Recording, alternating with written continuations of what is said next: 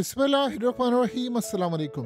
Hezbollah ने एक दिन में इजराइल पर 28 हमले किए हैं, 28 हमले, और इनकी कई मिलिट्री बेसिस को इंक्लूडिंग 8200 मिलिट्री इंटेलिजेंस यूनिट जो तिल अवीव में है उसको हिट किया है। इस सारी सूरत हाल में जो बम्बारमेंट की है, जो ड्रोन्स मारे हैं, जो मिलिट्री टारगेट से जो चीजें थी, वो सारी आप जरा 2 मिनट के लिए एक साइड पर रखते हैं। और ये शख्स जो आपकी स्क्रीन पर आ रहा है, इसका नाम है जनरल ओरी गोर्डन। ये बंदा कोई आम बंदा नहीं है, ये मेजर जनरल है इनका। और असल में आप ये समझें कि ये कमांडर है नॉर्दर्न साइड का। यानी अगर आप ये जानना चाहते हैं कि हिजबुल्लाह की जितनी जंग चल रही है उसको कौन लीड कर रहा है इजराइल की जानिब से, सारी की सारी लिबनान जंग को ये कमांडर है। और इसने पल पल की रिपोर्ट बनानी है, पल पल की खबर देनी है, पल पल इसने स्ट्रेटजी बनानी है, हम कैसे लिबनान को फतह करेंगे, हिजबुल्लाह को शिकस्त कैसे देनी है। सारे का सारा मामला करने वाला अगर कोई शख्स है तो वो ये है। इसको हिजबुल्लाह ने हिट किया है और इसको इसके साथियों समेत हिट किया है कि इसकी गाड़ी उलट गई है। अब सूरत हाल ये है कि इजराइल बता नहीं रहा, उन्होंने कहा जी ये बंदा इस वक्त जख्मी है और कोई इतनी ज्यादा परेशानी की बात नहीं, लेकिन अभी तक की जो इतलात है उसमें हिजबुल्लाह ने इसको हिट किया है। और ये अब तक की उनकी सबसे बड़ी डेवलपमेंट है, क्योंकि जिसने पूरे लिबनान में जंग छेड़ी हुई है, जिसने पूरे लिबनान की जंग को कंट्रोल किया हुआ है, फौज को मैनेज कर रहा है, चीज़ों को मैनेज कर रहा है, आप वहाँ के कमांडर को हिट करते हैं तो ये कोई छोटी बात नहीं होती। लेकिन इस सारी सूरत हाल में आने वाले वक्त में पता चलेगा कि क्या ये बंदा जिंदा है, क्या ये ज्यादा जख्मी हुआ था, शदीद जख्मी था, कैसे इसको हिट किया गया है। ये अब तक की सबसे बड़ी डेवलपमेंट है। आप इजराइल के मीडिया को या उनके अवाम को या उनके लोगों को देखेंगे तो वो हमेशा से चीज़ें छुपाते हैं। वो आपको ये बता देंगे कि जी गाड़ी स्लिप हो गई थी, गाड़ी टर्न हो गई थी, फलाना हो गया था। असल में हिजबुल्लाह ने इसको टारगेट किया है, लेकिन ये बच गया है। इस सारी सूरत हाल में अभी तक इजराइल कह रहा है कि जी हमने इनको बचाया है, लेकिन ये बहुत अहम मालूमात है और बहुत अहम डेवलपमेंट है कि जिस शख्स को टारगेट करना था उन्होंने किया है।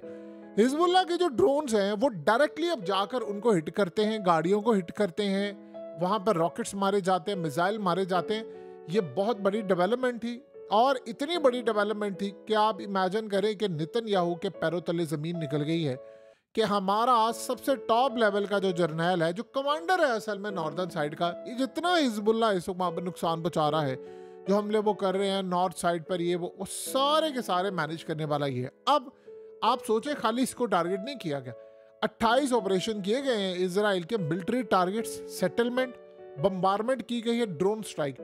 आप इमेजिन करें कि 8200 मिलिट्री यूनिट को टारगेट किया गया है, गिलोद बेस जो है खास तौर पर तिल अवीव में, उसको टारगेट किया गया है। और ये रात ये 2:30 बजे ऑपरेशन शुरू किए गए और थ्रू आउट द डे, यानी आप देखेंगे तो सारा दिन ऑपरेशन होते रहे हैं। इसमें इन्होंने किया क्या, इन्होंने मिसाइल मारे डायरेक्टली, इन्होंने जाकर शॉल डेल्टन वाली साइडों पर, यहूद और इसके अलावा दीगर एरियाज में जाकर इन्होंने मारे, किरियात शमूना वाली साइड पर मारे, हाइफा पर मारे, फिर उसके बाद एरियल ऑपरेशन किए।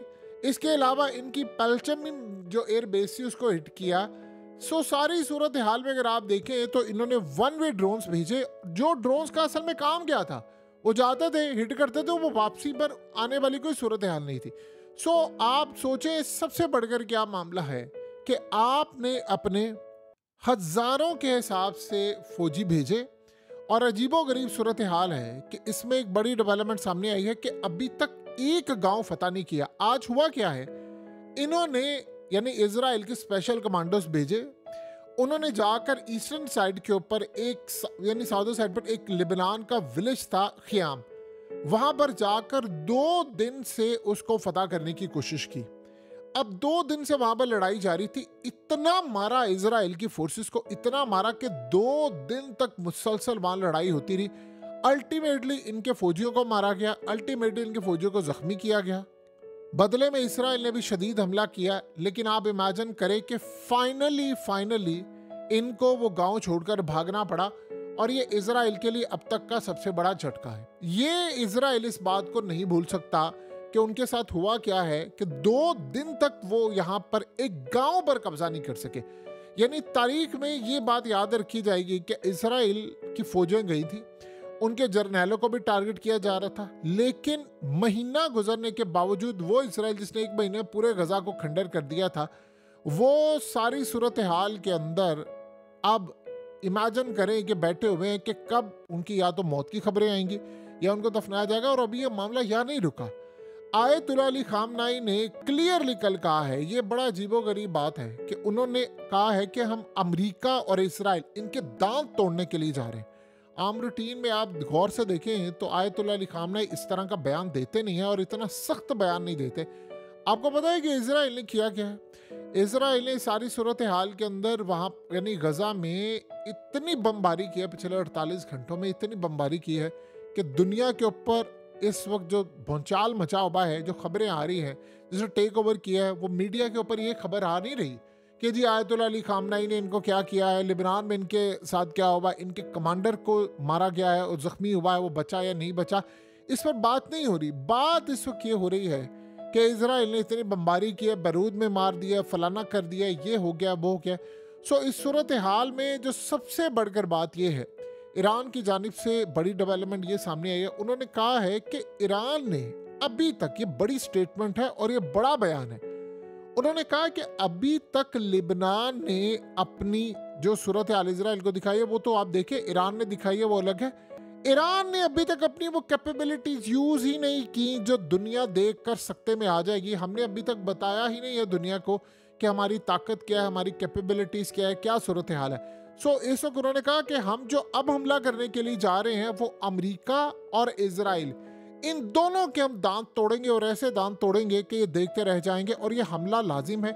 ये नहीं हो सकता कि हमने हमला नहीं करना है या सूरत हाल, ये सवाल ही पैदा नहीं होता। उधर आप देखिए गजा में क्या हुआ है। देखिए इजराइल के फौजियों को बहुत सारी जगहों पर मार पड़ी है। हुआ क्या है कि गजा के अंदर इन्होंने बारूदी डिवाइस बहुत सारी जगहों पर लगाना शुरू कर दी। जाहिर सी बात है गजा में ऑपरेशन एक्सपैंड करना है, आपको अगले मरहले तक पहुंच रहा है।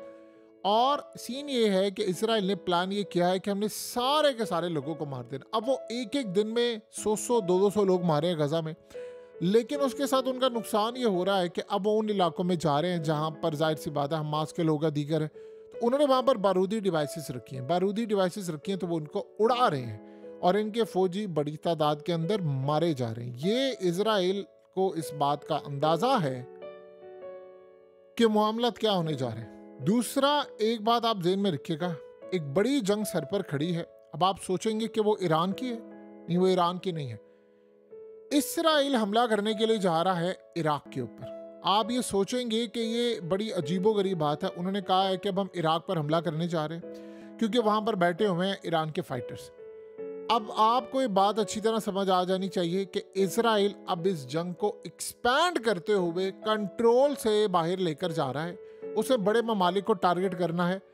अनकरीब आपको ये बात नजर आएगी कि इजराइल ऐलान करेगा कि वो तुर्की में ऑपरेशन करने के लिए जा रहा है और वो कहेगा कि वहाँ पर ऐसी फोर्सेस बैठी हुई हैं जो असल में इजराइल को नुकसान पहुंचा रही है, तो हमने उसको टारगेट करना है। अब आपको ये बात अनकरीब नजर आने वाली है और ये अब ज्यादा दूर बात नहीं रहेगी। सो इस सारी सूरत हाल में आप एक बात समझ लें, जंग जो है वो इराक में भी होनी है, वो ईरान में भी होनी है, शाम में भी होनी है। वो 8 कंट्रीज इन्होंने जो चूज किया उसमें होनी है। कितनी तबाही के साथ होगी ये नहीं पता, लेकिन बहरहाल होने के लिए जा रही है। दो बातें आप ज़हन में रखिएगा, हम बहुत खतरनाक एरिया में दाखिल होने वाले हैं और बहुत खतरनाक एरा में भी दाखिल होने वाले हैं। एरियाज भी, एरा भी, दोनों। इसमें एक बात आप अच्छी तरह समझ लें, जिन ममालिक ने अभी तक तैयारी नहीं की, देखिए ईरान को तजर्बा है इस लड़ाई का, ईरान ही बैक कर रहा है। बाकी बहुत सारी इस्लामिक कंट्रीज जो हैं उन्होंने तो सोचा भी नहीं है कि जंग उनके दरवाजे तक आएगी, उनके दरवाजे तक आने वाली है। सिर्फ प्रॉब्लम यह है कि उनको इजराइल आसानी से कुचल सकता है क्योंकि उन्होंने तैयारी नहीं की।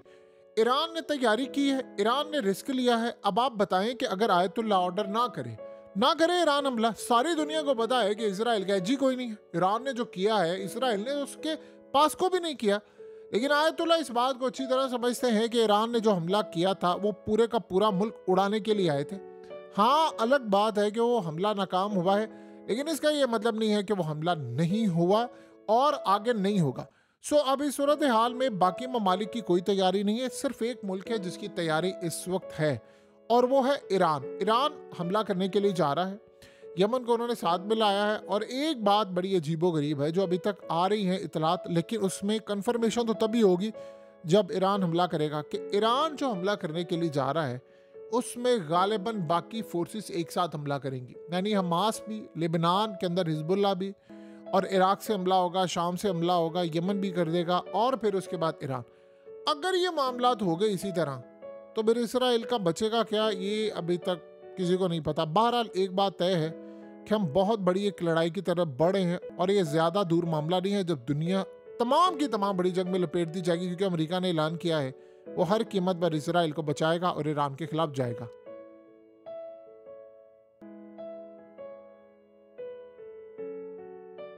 हकीकत टीवी को सब्सक्राइब करना मत भूलें, वीडियो को लाइक करें, शेयर करें और कमेंट सेक्शन में अपनी राय का इजहार ज़रूर करें।